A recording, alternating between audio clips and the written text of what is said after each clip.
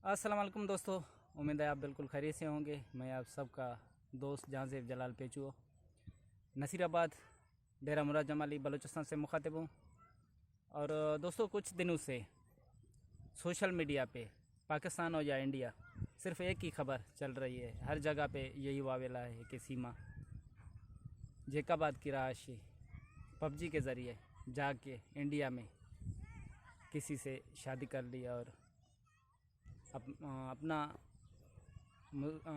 मज़हब छोड़ के जाके धर्म चेंज कर लिया, अपना मज़हब चेंज कर लिया, जाके किसी हिंदू लड़के के साथ शादी कर लिया है और हिंदू बन गई है। और वैसे तो ऐसी बातों पे ज़्यादातर मैं तवज्जो तक नहीं देता।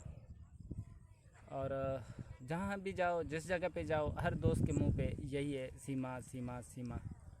तो आखिरकार मजबूर होके मेरा भी दिल बेताब हो गया। मैंने भी कहा कि देखो तो सही ये सीमा आखिर किस बला का नाम है, और ये कैसी औरत है, ये कैसी लड़की है,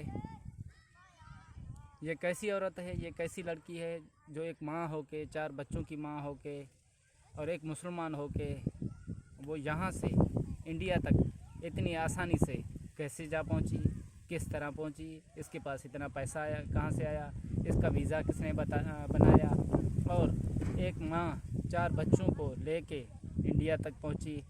और आज मजबूर होके एक दोस्त ने जब मुझे यूट्यूब चैनल में उसकी वीडियो दिखाई, तो आप खुद अंदाज़ा लगाएं कि अगर एक मुसलमान है, चाहे वो किसी गांव में है, वो अनपढ़ है, गवार है, कुछ भी है, लेकिन उसको कलमा ज़रूर आता है। और जब तक किसी को कलमा नहीं आता तो वो मुसलमान भी नहीं है।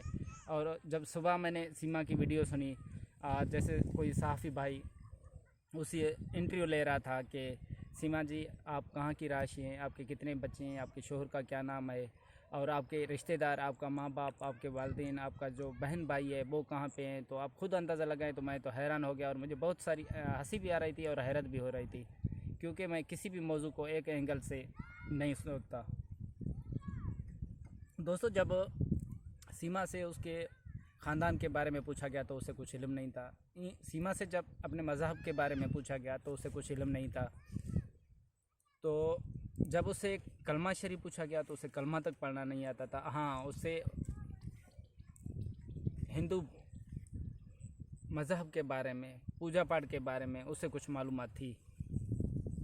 तो मुझे नहीं लगता कि सीमा मुसलमान है, मुझे नहीं लगता कि सीमा पाकिस्तानी है। और ये कोई एक होती है ट्रेलर, एक होती है 2.5 घंटे की फ़िल्म। मुझे तो ये बिल्कुल कोई बड़ी सीरीज़ लग रही है। बस अल्लाह रहम करे।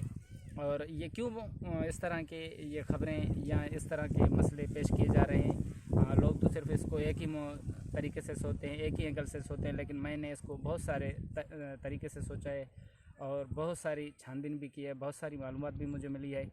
मुझे तो ये एक बड़ी फ़िल्म लग रही है, बहुत बड़ी सीरीज़ लग रही है। जैसे एक ड्रामा शुरू होता है और उसकी कई किस्तें होती है और कई महीनों, कई सालों तक चलती है, तब जाके मालूम होता है कि ये आखिर फ़िल्म शुरू हुई थी तो क्यों हुई थी।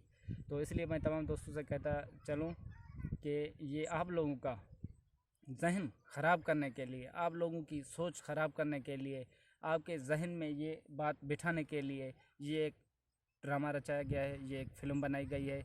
अगर आप खुद अंदाज़ा लगाएं कि मैं बलूचिस्तान का रहायशी हूँ, बलूचिस्तान में बसने वाला हूँ, बलूचिस्तान में रहने वाला हूँ। जब मैं एक बलोच होके, और हमारी मादरी ज़बान सिंधी है और हमारी कौमी ज़बान उर्दू है, और मैं उर्दू बोलते हुए भी देखिए हिचकिचा रहा हूँ, लेकिन सीमा यहाँ से इंडिया जैसे ही पहुँची है और उसे तकरीबन 1 हफ़्ता तक नहीं हुआ तो उसको इंडिया हिंदू पूरे धर्म का पता चल गया है, पूजा पाठ का पता चल गया है, वहाँ के रहन सहन का पता चल गया है। और उसकी जब आप बातें देखें, उसका लहजा देखें, उसके बोलने का अंदाज़ देखें, तो वो कितनी फ़ास्ट है, कितना तेज़ बोलती है। और हालांकि उसे कलमा तक पढ़ना नहीं आता। मुझे तो बहुत ही दुख और बहुत ही अफसोस है। और वो पबजी की भी बहुत बड़ी चैम्पियन है।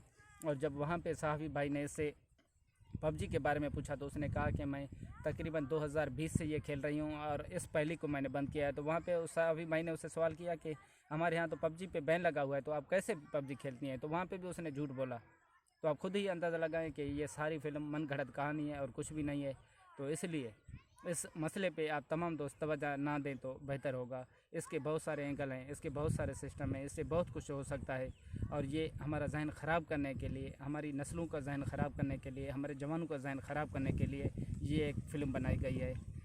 इससे आप लोग दूर रहें तो बेहतर होगा। वस्सलाम।